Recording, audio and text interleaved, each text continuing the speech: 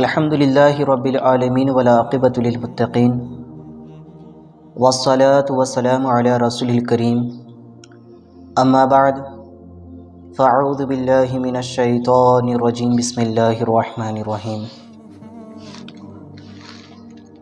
وأيوب إذ نادى ربه إني مسني الضر وأنت أرحم الراحمين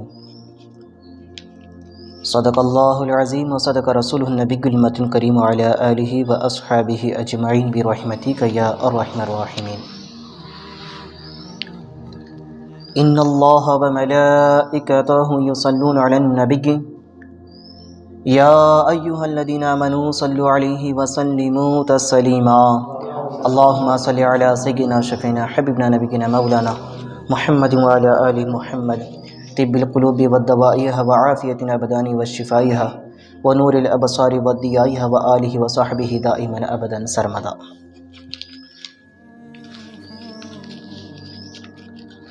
معزز سامعین کرام، اللہ کا بے پناہ لاکھ لاکھ شکر ہے کہ ماہ شعبان المعظم کا مہینہ شروع ہو چکا ہے۔ پچھلے جمعہ ہی ہم تمام لوگوں کو شعبان المعظم کا پہلا جمعہ ملا تھا اور آج یہ دوسرا جمعہ ہے۔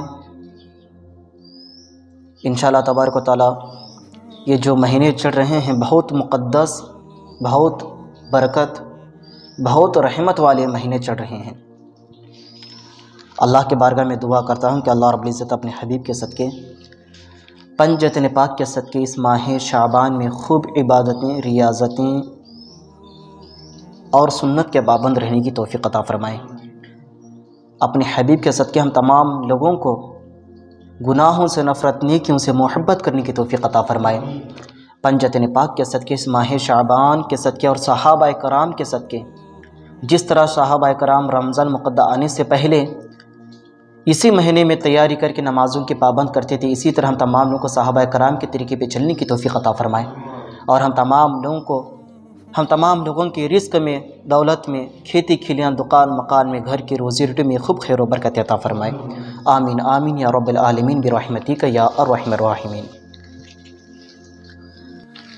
معزز سامعین کرام، شاعری اشٹچڑ ಹೇಳ್ತಾನೆ، یہ مریض مر رہا ہے تیرے ہاتھ میں شفا ہے، یہ مریض مر رہا ہے تیرے ہاتھ میں شفا ہے، اے طبیب جلد آنا مدنی مدینے والے، اے طبیب جلد آنا مدنی مدینے والے۔ معزز سامعین کرام، آج کا ہمارا موضوع ہے بیماری کے بارے میں، ಅನಾರೋಗ್ಯ۔ ಒಳ್ಳೆಯ ಆರೋಗ್ಯನಲ್ಲಿ ಇದ್ದಿದ್ದ ನಂತರ, ನಾವು ಒಳ್ಳೆಯವರು ಇದ್ದಿದ್ದ ನಂತರ ನಮಗೆ ಯಾವುದೇ ರೋಗ ಇಲ್ಲಪ್ಪ, ಅವಾಗಿನ ವ್ಯಕ್ತಿನೇ ಚೇಂಜ್ ಇರುತ್ತಾನೆ। ಅನಾರೋಗ್ಯ ಆಗಿದ್ದ ನಂತರನೇ ಬೇರೆ ಇರುತ್ತಾನೆ। ಈಗ ನಡೆಯಕ್ಕೆ ಕುಂತಿದ್ದು ಹೇಗೆಂದರೆ, ಒಳ್ಳೆಯವರು ಇದ್ದಾಗ ಯಾರು ಅಲ್ಲಾಹ್ ರಬ್ಬುಲ್ ಇಜ್ಜತ್ಗೆ ಜಾಸ್ತಿ ನೆನಪು ಮಾಡೋಂಗಿಲ್ಲ, ನಮಾಜ್ ಕಡೆ ಅಲ್ಲಾಹನ ಭಯ, ಅಲ್ಲಾಹನ ಹೆದರಿಕೆ ಇರೋಂಗಿಲ್ಲ। ಯಾಕಂದ್ರೆ ನಾವು ಒಳ್ಳೆತನ ಇದ್ದೀವಿ, ಒಳ್ಳೆ ರೀತಿ ಇದ್ದೀವಿ, ಚಲೋ ಇದ್ದೀವಿ, ಏನೇ ಟೆನ್ಷನ್ ಇಲ್ಲಪ್ಪ ನಮಗೆ, ಚಲೋ ಇದ್ದೀವಿ। ಅದೇ ಸ್ವಲ್ಪ ಏನಾದರೆ ಯಾವುದೇ ರೋಗ ಬರಲಿ, ಯಾವುದೇ ಕಷ್ಟ ಬರಲಿ, ಏನಾದರೆ ಬೈ ಚಾನ್ಸ್ ಕೈ ಕಾಲು ಏನಾದ್ರು ಮುರಿಲಿ, ಏನಾದ್ರು ದೊಡ್ಡವಾದ ಕ್ಯಾನ್ಸರ್, ಇಲ್ಲ ಅಂದರೆ ಶುಗರ್ ಬಿ ಪಿ ಆಗಲಿ, ಭಯ ಹೆದರಿಕೆ, ಅಯ್ಯೋ ಅಲ್ಲಾ ಹಿಂಗಾಗಿದ್ದು ಬಿಡ್ತಲ್ಲಪ್ಪ, ಆವಾಗ ಏನೇ ಟೈಮ್ ನಮಗೆ ಅಲ್ಲಾಹ್ ರಬ್ಬುಲ್ ಇಜ್ಜತ್ ನೆನಪು ಬರ್ತಾ ಇರ್ತಾನೆ। ಆದರೆ ರೋಗ ಕೇಳಬೇಕು, ನಾವು ಅಲ್ಲಾಹನ ಕಡೆ ದುವಾ ಮಾಡ್ತಾ ಇರಬೇಕು, ಅಲ್ಲಾಹ್ ನನಗೆ ರೋಗ ಕೊಡು। ಔಲಿಯಾ ಅಲ್ಲಾಹರು, ಅಲ್ಲಾಹನ ಸಂತರು ಏನಾದರೆ ನಾವು ತಿಂಗಳು ವರ್ಷದಲ್ಲಿ ಒಂದು ಸಾರಿ ಬಂದಿದ್ರೆ ತಡ್ಕೊಳ್ಳೋಕೆ ನಮ್ಮ ಕಡೆ ಶಕ್ತಿ ಇರೋಂಗಿಲ್ಲ। ಅಲ್ಲಾಹನ ಸಂತರು ಹೇಗೆ ಮಾಡ್ತಿದ್ರು ಅಂದರೆ, ವಾರದಲ್ಲಿ ಏನಾದರೆ ಅವರು ಅನಾರೋಗ್ಯ ಆಗಿಲ್ಲ ಅಂತಾರೆ ಅಲ್ಲಾಹನ ಕಡೆ ದುವಾ ಮಾಡ್ತಿದ್ರು, ಅಲ್ಲಾಹ್ ನನಗೆ ರೋಗ ಕೊಡು, ಅಲ್ಲಾಹ್ ನನಗೆ ಜ್ವರ ಕೊಡು, ಅಳದಳ ದುವಾ ಮಾಡ್ತಿದ್ರು, ಕೇಳ್ತಿದ್ರಂತೆ ಇನ್ನು ಅಲ್ಲಾಹ್ ನನಗೆ ಕೊಡು ನೀನು। ಅವ್ರಿಗೆ ಪ್ರೀತಿ ಮಾಡೋರು ಕೇಳಿದ್ರು, ಅನಾರೋಗ್ಯ ಏಕೆ ಕೇಳಕ್ಕೆ ಕುಂತಿದ್ದೀರಾ? ಆರೋಗ್ಯ ಚಲೋ ಇದ್ರೆ ಇನ್ನೂ ಚಲೋ ಇರ್ತೀರಿ ನೀವು, ಯಾಕೆ ಈ ರೀತಿ ದುವಾ ಕೇಳಕ್ಕೆ ಕುಂತಿದ್ದೀರಾ? ಅಲ್ಲಾಹ್ ರಬ್ಬುಲ್ ಇಜ್ಜತ್ ಎಲ್ಲ ಥರ ನೇಮತ್, ಸುಂದರವಾದ ನೇಮತ್ ಕೊಟ್ಟಿದ್ದಾನೆ, ಒಳ್ಳೆ ರೀತಿ ಇದ್ದರೆ ಒಳ್ಳೆ ರೀತಿ ಜೀವನ ಮಾಡ್ತೀರಾ, ಮತ್ತು ಯಾಕೆ ನೀವು ಅನಾರೋಗ್ಯ ಕೇಳ್ತೀರಾ, ರೋಗ ಕೊಡು ಕೊಡು ಅಂತ ಇದೇ ಕೇಳಕ್ಕೆ ಕುಂತಿದ್ದೀರಾ? ಅಲ್ಲಾಹನ ಸಂತರು ಹೇಳ್ತಿದ್ರು, ಏಕೆಂದರೆ ನಾವು ಒಳ್ಳೆಯವರು ಇದ್ದಾಗ ಅಷ್ಟು ಜಾಸ್ತಿ ಅಲ್ಲಾಹನಿಗೆ ನೆನಪು ಮಾಡೋಂಗಿಲ್ಲ, ಅನಾರೋಗ್ಯ ಆಗಿದ್ದ ನಂತರ ನಮಗೆ ರೋಗ ಯಾವುದೇ ಬಂದಿದ್ದ ನಂತರ ನಾವು ಕುಂತಿದ್ರೆ ಅಲ್ಲಾಹನಿಗೆ ನೆನಪು ಮಾಡ್ತೀವಿ, ಹೇಳಿದರೆ ಅಲ್ಲಾಹನಿಗೆ ನೆನಪು ಮಾಡ್ತೀವಿ। ಬರೀ ಅವನಿಗೆ ಜಿಕ್ರ ಮಾಡ್ತಾ ಇರ್ತೀವಿ, ಬರೀ ಅವನಿಗೆ ನೆನಪು ಮಾಡ್ತಾ ಇರ್ತೀವಿ. ಅದಕ್ಕೆ ನಮಗೆ ರೋಗ ಬೇಕು, ಅದಕ್ಕೆ ನಮಗೆ ರೋಗ ಬೇಕು. ಪ್ರೀತಿಯ ಸಹೋದರರೇ, ನಮ್ಮ ಪ್ರೀತಿಯ ಪ್ರವಾದಿ ಮುಹಮ್ಮದ್ ಮುಸ್ತಫಾ ಸಲ್ಲಲ್ಲಾಹು ಅಲೈಹಿ ವಸಲ್ಲಂ ಅವರು ರೋಗ ಬಂದಿದ್ದ ನಂತರ ಅವರಿಗೆ ಜ್ವರ ಬಂತು, ತಲೆನೋವು ಬಂತು. ಸಾವಿನ ಮುಂಚೆ 1 ತಿಂಗಳ ಬರೀ ತಲೆನೋವು. ಯಾವುದು? ಸಫರಿನ ತಿಂಗಳ, ಸಫರ್ ಮುಜಫ್ ಏನೇ ಸಫರ್ ತಿಂಗಳ ನೀಡುತ್ತದೆ. ಸಫರ್ ಆಗಿದ್ದ ನಂತರ ರಬಿಲ್ ಅವಲ್, ಸಫರ್ ತಿಂಗಳಿಂದಲೇ ಅವರಿಗೆ ಸ್ಟಾರ್ಟ್ ಆಯಿತು ತಲೆನೋವು. 1 ತಿಂಗಳ. ಎಂಥದ್ದು ರೋಗ ಅಂದರೆ, ಎಂಥದ್ದು ಜ್ವರ ಅಂದರೆ, 1 ಜನರಿಗೆ ಬರೀ ಜ್ವರ ಬಂದಿದ್ದು ತಡ್ಕೊಳ್ಳೋಕೆ ಶಕ್ತಿ ಇರಂಗಿಲ್ಲ, 2 ಜನರಿಗೆ ಬರೋದಷ್ಟು ಅಷ್ಟು ಜ್ವರ ನಮ್ಮ ಪ್ರೀತಿ ಪ್ರವಾದಿ ಮುಹಮ್ಮದ್ ಮುಸ್ತಫಾ ಸಲ್ಲಲ್ಲಾಹು ಅಲೈಹಿ ವಸಲ್ಲಂಗೆ ಜ್ವರವನ್ನು ಬಂದಿದ್ದಂತೆ. ಯಾರ ಸಲ ಇಷ್ಟು ಶಕ್ತಿ, ಇಷ್ಟು ಜ್ವರ ಬಂದಿದೆ, ಆದ್ರೂ ಹೇಗೆ ತಡ್ಕೊಳಕ್ ಕುಂತೀರ? ಯಾರ ಸಲ ಬಂದು ದುವಾ ಮಾಡ್ರಿ, ಅಲ್ಲ ನನಗೆ ಇದು ರೋಗವನ್ನು ದೂರ ಮಾಡೋದಿನ ದುವಾ ಮಾಡ್ರಿ ಯಾರ ಸಲ ಅವ್ರು ಹೇಳಿದ್ರಿ. ಏಕೆಂದ್ರೆ ರೋಗ ಕೊಟ್ಟಿದ್ದಾನೆ, ಆದರೆ ಅಷ್ಟು ಫಜಿಲತ್, ಅಷ್ಟು ಬರ್ಕತ್ ನನ್ನ ಮೇಲೆ ಕಳಿಸೋದಾನೆ ಅಲ್ಲಾಹ್ ರಬ್ಬುಲ್ ಇಜ್ಜತ್. ನಾನು ಏಕೆ ದುವಾ ಮಾಡಬೇಕು? ಪ್ರೀತಿಯ ಸಹೋದರರೇ, ರೋಗ ಒಳ್ಳೆಗಾಗಿ ಬರುತ್ತದೆ, ನಮಗೆ ಚಲೋಗಾಗಿ ಬರುತ್ತದೆ. ಅದರ ಒಳಗೆ 2 ದಾರಿ ಇದೆ. ಒಂದು ರೀತಿ ರೋಗ ಎದಕ್ಕೆ ಬರುತ್ತದೆ ಅಂದರೆ, ನಿಮ್ಮ ಮಾಡಿರುವ ಪಾಪಗಳಿಗೆ ಕ್ಷಮೆಯನ್ನು ಮಾಡೋದಕ್ಕೆ ಬರುತ್ತದೆ. ರೋಗನಿಂದ ನಿಮ್ಮ ಪಾಪಗಳನ್ನು ಕ್ಷಮ ಆಗಬೇಕು. ರೋಗ ಏನಿದೆ ನಿಮ್ಮ ಪಾಪಗಳಿಗೆ ಕ್ಷಮೆಯನ್ನು ಮಾಡಿಸ್ತೈತೆ ಅಂತೆ. ಇನ್ನೊಂದು ಏನಪ್ಪಾ ಅಂದರೆ, ನಿಮಗೆ ಶಿಕ್ಷೆ ಆಗುತ್ತಿದೆ. ಶಿಕ್ಷೆ ರೀತಿಯಿಂದ ರೋಗ ಬರುತ್ತಿದೆ. ಅಲ್ಲಾಹ್ ರಬ್ಬುಲ್ ಇಜ್ಜತ್ ಯಾವ್ದಾದ್ರು ತನ್ನ ಸೇವಕನಿಗೆ, ಭಕ್ತನಿಗೆ ಏನಾದರೂ ರೋಗ ಶಿಕ್ಷೆ ಕೊಡಬೇಕಂದ್ರೆ ರೋಗನಿಂದ ಕೊಡ್ತಾನಂತೆ ಶಿಕ್ಷೆ, ಇಲ್ಲಾಂದ್ರೆ ಅವರಿಂದ ಪರೀಕ್ಷೆ ತಗೊಂತಾನಂತೆ. ನೋಡೋಣ, ಈ ರೀತಿ ರೋಗ ಕೊಟ್ಟು ನಾವು ನೋಡೋಣ ಎಷ್ಟು ತಾಳ್ಮೆ ಮಾಡುತ್ತಾನೆ ನನ್ನ ಸೇವಕ. ಪ್ರೀತಿಯ ಸಹೋದರರೇ, ಬುಜುರ್ಗಾನಿ ಇಸ್ಲಾಂ ಅವರು ಕೇಳಿದ್ರು ನಾವು ಹೇಗೆ ಕಂಡು ಹಿಡಿಬೇಕು? ನಮ್ಮ ಮ್ಯಾಲೆ ಇದು ರೋಗ ಬಂದಿದ್ದು ಶಿಕ್ಷೆ ಏನು ನಮ್ಮ ಪಾಪ ಕ್ಷಮೆ ಮಾಡುವುದಕ್ಕೆ ಬಂದಿದೆ, ನಾವು ಹೇಗೆ ಕಂಡು ಹಿಡಿಬೇಕು? ಅದಕ್ಕೆ ಅಲ್ಲಾಹನ ಸಂತರು ಅವರು ಹೇಳುತ್ತಾರೆ, ಯಾರಾದರೆ ವ್ಯಕ್ತಿ ಮೇಲೆ ರೋಗ ಬಂದಿದ್ದರೆ ಆ ವ್ಯಕ್ತಿ ರೋಗನಲ್ಲಿದ್ದಾನೆ, ಹೇಳೋಕೆ ಬರಂಗಿಲ್ಲ, ಕುಂದ್ರೋಕೆ ಬರಂಗಿಲ್ಲ, ಅಷ್ಟು ಜ್ವರ ಜಾಸ್ತಿ ಇದೆ. ಆದರೆ ಅಂಥದ್ದು ವ್ಯಕ್ತಿ ಅಲ್ಲಾಹನ ಜಿಕ್ರ್ ಮಾಡೋದಕ್ಕೆ ಬಿಡ ಕುಂತಿಲ್ಲ. ನನಗೆ ಎಷ್ಟು ರೋಗ ಬರಲಿಪ್ಪ, ನಾನು ನಮಾಜ್ ಬಿಡಂಗಿಲ್ಲ. ನನಗೆ ಎಷ್ಟು ರೋಗ ಇಡಪ್ಪ, ನಾನು ಮಸ್ಜಿದ್ ಕಟ್ಟಿವನ್ನು ಬಿಡಂಗಿಲ್ಲ, ನಾನು ಹೋಗಬೇಕು, ಅಲ್ಲಾಹನ ಜಿಕ್ರನ್ನು ಮಾಡಬೇಕು, ನನಗೆ ಶಾಂತಿ ನಮಾಜ್ನಲ್ಲಿದೆ. ಇಂಥದ್ದು ವ್ಯಕ್ತಿ ರೋಗನಲ್ಲಿ ಇದ್ದಿದ್ದ ನಂತರ ಜಾಸ್ತಿ ಮಸೀದ್ ಕಡೆ ಏನೇ ಬರುತ್ತಾನೆ, ಅಂಥದ್ದು ವ್ಯಕ್ತಿ ಏನಿದ್ದಾನೆ ಆ ರೋಗದಿಂದ ಅವನು ತನ್ನ ಪಾಪವನ್ನು ಕ್ಷಮೆ ಮಾಡಿಸ್ಕೊಳ್ಕೊಂತಿದ್ದಾನೆ. ಅಂಥದ್ದು ವ್ಯಕ್ತಿ ಏನೋ ಪಾಪವನ್ನು ಕ್ಷಮೆ ಆಗುತ್ತಿದೆ ರೋಗನಿಂದ.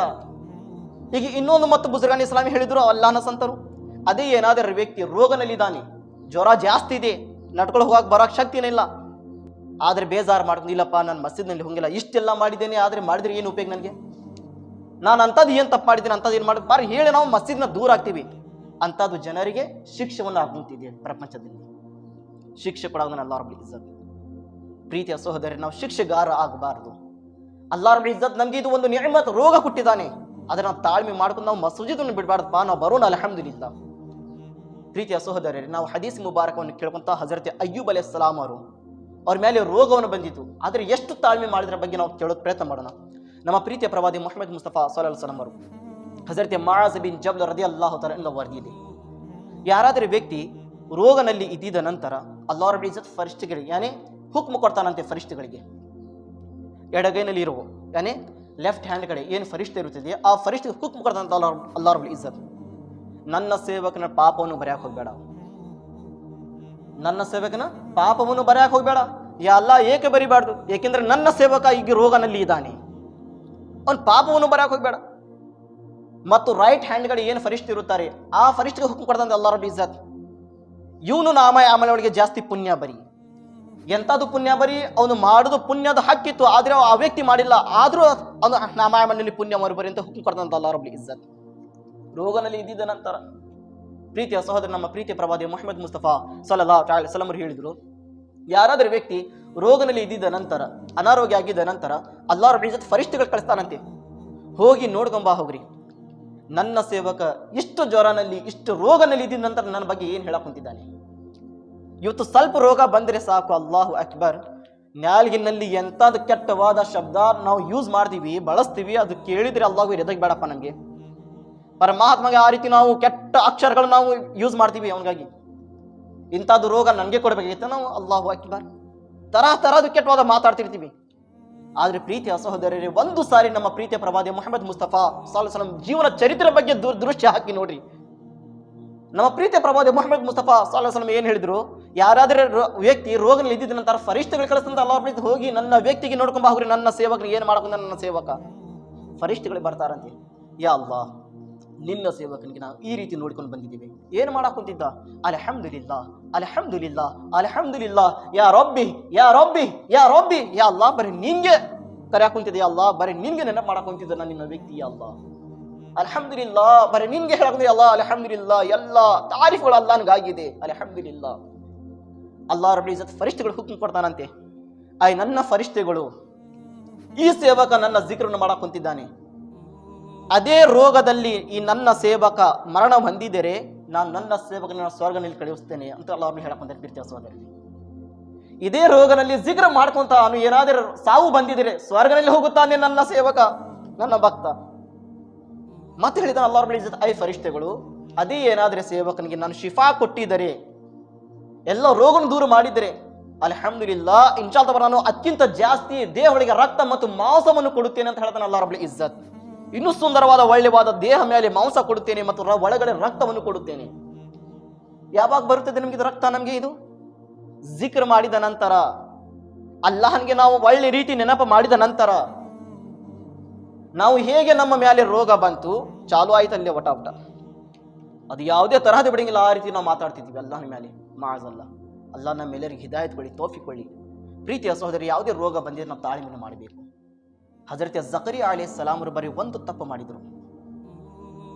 ಹಜರತ್ ಜಕರಿಯಾ ಅಲೈಹಿಸ್ಸಲಾಮಿನ ಉಮ್ಮತಿನ ಜನರು, ಯಹೂದಿ ಜನರು ಏನಿದ್ದಾರೆ ಅವ್ರಿಗೆ ಕೊಲೆ ಮಾಡಕ್ಕೆ ಓಡಿ ಬಂದಿದ್ರು. ಹಜರತ್ ಜಕರಿಯಾ ಅಲೈಹಿಸ್ಸಲಾಂ ಅವರು ಅವ್ರಿಗೆ ಬಿಡಿಸ್ಕೊಂತ ಓಡಿ ಬಂದರು ಕಾಡಿನ ಒಳಗೆ. ಬಂದಿದ್ದ ನಂತರ ಒಂದು ಗಿಡಗೆ ನೋಡಿದ್ರು. ಆ ಗಿಡ ಮುಂದೆ ಏನು ಮಾಡಿ ಸಹಾಯತ ಕೇಳಿದ್ರು, ಆ ಗಿಡ ನನಗೆ ಈ ರೀತಿ ಜನರು ಕೊಲೆ ಮಾಡಕ್ಕೆ ಬರಕಂತ ನನಗೆ ಸಹಾಯತ ಕೊಡು. ಆ ಗಿಡ ಏನಿದೆ 2 ಭಾಗ ಆಯಿತು. ಅದರೊಳಗೆ ಹಜರತ್ ಜಕರಿಯಾ ಅಲೈಹಿಸ್ಸಲಾಂ ಅವರು ಹೋದರು. ಹೋಗಿ ಆ ಗಿಡ ಮೊದಲಿಗೆ ಹೇಗಿತ್ತು ಅದೇ ರೀತಿ ಬಂದಾಯಿತು. ಆಗಿದ ನಂತರ ಈಗ ಇಲ್ಲಿ ಎಲ್ಲರೂ ಜನರು ಏನು ಹಿಂದೆ ಓಡಿ ಬಂದಿದ್ರು, ಯಹೂದಿನ ಜನರು ಅವ್ರಿಗೆ ಕೊಲೆ ಮಾಡೋದಕ್ಕೆ, ಹಜರತ್ ಜಕರಿಯಾ ಅಲೈಹಿಸ್ಸಲಾಂ ಕೊಲೆ ಮಾಡೋದಕ್ಕೆ ಆ ಕಾಡಿನ ಒಳಗೆ ಬಂದಿದ್ದ ನಂತರ ನೋಡ್ರಿ, ಅಂಥದ್ದು ಸಂದರ್ಭದಲ್ಲಿ ಹುಡುಕಾಡ ಕುಂತಿದ್ದಾರೆ. ಅಂಥದ್ದು ಸಮಯದಲ್ಲಿ ದೇವ ಬಿಟ್ಟಿಲ್ಲ. ದೇವ ಏನು ಹೇಳ್ದ ಬಂದು, ಅವ್ರು ಎಲ್ಲೇ ಓಡೋಗಿಲ್ಲ, ಈ ಗಿಡ ಒಳಗಿದ್ದಾರೆ. ಆ ರೀತಿಗೋನ ಬಂದು ಮೊದಲಿಗೆ ಗಿಡವನ್ನು ಕಟ್ ಮಾಡ್ರಿ, ಗಿಡವನ್ನು ಕಟ್ ಮಾಡ್ರಿ. ದೇವ ಪ್ಲಾನಿಂಗ್ ಕೂಡ ಕೂತಿದ್ದಾನೆ ಜನರಿಗೆ. ಪ್ರೀತಿಯ ಸಹೋದರ, ಅಲ್ಲಾಹನ ನೇಕ ಭಕ್ತರಿಗೆ, ಅಲ್ಲಾಹನ ನೇಕ ಸೇವಕರಿಗೆ ದೇವವನ್ನು ಬಿಟ್ಟಿಲ್ಲ. ಬೇರೆ ಜನರಿಂದ ಒಟ್ಟು ಅವರಿಗೆ ಮೋಸ ಮಾಡುದು, ಅವರಿಗೆ ಶಿಕ್ಷೆ ಕೂಡ ಪ್ರಯತ್ನ ಮಾಡಿದ್ದ. ನಾವು ಏನು ಹೇಳ್ತೀವಿ, ನಾವು ಮಾಡಂಗಿಲ್ಲಪ್ಪ ಅಲ್ಲಾಹನ ಸಂತರಿಗೆ, ಅಲ್ಲಾಹನ ದಾರಿ ಒಳಗೆ ಇವ್ರಿಗೆ ನಾವು ಅಂತ ಶಿಕ್ಷೆ ಅವ್ರು ಕೊಡಂಗಿಲ್ಲಪ್ಪ, ಅವ್ರಿಗೆ ನಾವು ದುಃಖ ಕೊಡಂಗಿಲ್ಲ. ಆದರೆ ದೇವ ಕೊಡಿಸ್ತಾನೆ ನಿಮಗೆ. ಯಾರು ಜನರು ದೇವನ ದಾರಿ ಒಳಗೆ ಬಂದು ಅಂಥದ್ದು ಪಾಪ ಮಾಡಿದ್ರು, ಪಾಪನೇ ಮಾಡಿದ್ರು ಅವರು. ಹಜರತ್ ಜಕರಿಯಾ ಅಲೈಹಿಸ್ಸಲಾಂ ಗಿಡ ಒಳಗಿದ್ದಾರೆ. ಈ ಜನರು ಹೇಗೆ ಹೇಳಬೇಕಿತ್ತು, ದೇವನಿಗೆ ಏನು ಹೇಳಬೇಕು, ಎಲ್ಲರೂ ಜನರು ಆ ರೀತಿ ಒಂದು ಗಿಡವನ್ನು ಕಟ್ ಮಾಡಕ್ ನಿಂತರು. ಕಟ್ಟು ಮಾಡ್ತಾ ಇಲ್ಲೇ ಬಂದರು, ಇಲ್ಲೇ ಕುತ್ಕಿ ಬಂದರು. ಬಂದಿದ್ದ ನಂತರ ಹಜರತ್ ಜಕರಿಯಾ ಅಲೈಹಿಸ್ಸಲಾಂ ಅವರು ಆ ಅಂತ ಓದಿರಿದ್ರು. ಧ್ವನಿ ಬಂತು, ಜಕರಿಯಾ ಎದಕ್ಕೆ ಓದರ ಕುಂತಿದ್ದೀಯಾ, ತಾಳ್ಮೆಯನ್ನು ಮಾಡು. ಇಂಥದ್ದು ಪರಿಸ್ಥಿತಿಯಲ್ಲಿ ತಾಳ್ಮೆಯನ್ನು ಮಾಡು. ನೀ ತಾಳ್ಮೆ ಮಾಡಿಲ್ಲ ಅಂದ್ರೆ ತಾಳ್ಮೆ ಮಾಡಿರುವ ಜನರಿನ ಪಹಿರಿಸ್ತಾನೆ ರಿಜಿಸ್ಟರ್ನಿಂದ ನಿನ್ನ ಹೆಸರು ತೆಗಿತೀನಿ. ಹಜರತ್ ಜಕರಿಯಾ ಅಲೈಹಿಸ್ಸಲಾಂ ಅವರು ಆ ಹೂಫ್ ಅಂತ ಏನು ಹೇಳಿಲ್ಲ, ಹಾಗೆ ಸುಮ್ಮಿದ್ರು, ಎಲ್ಲ ದೇಹವನ್ನು ಕಟ್ಟ ಮಾಡಿದ್ರು. ಅಂತ ಸಂದರ್ಭದಲ್ಲಿ ಹಜರತ್ ಜಕರಿಯಾ ಅಲೈಹಿಸ್ಸಲಾಂ ಅವರು ತಾಳ್ಮೆಯನ್ನು ಮಾಡಿದ್ರು. ಪ್ರೀತಿಯ ಸಹೋದರರೇ,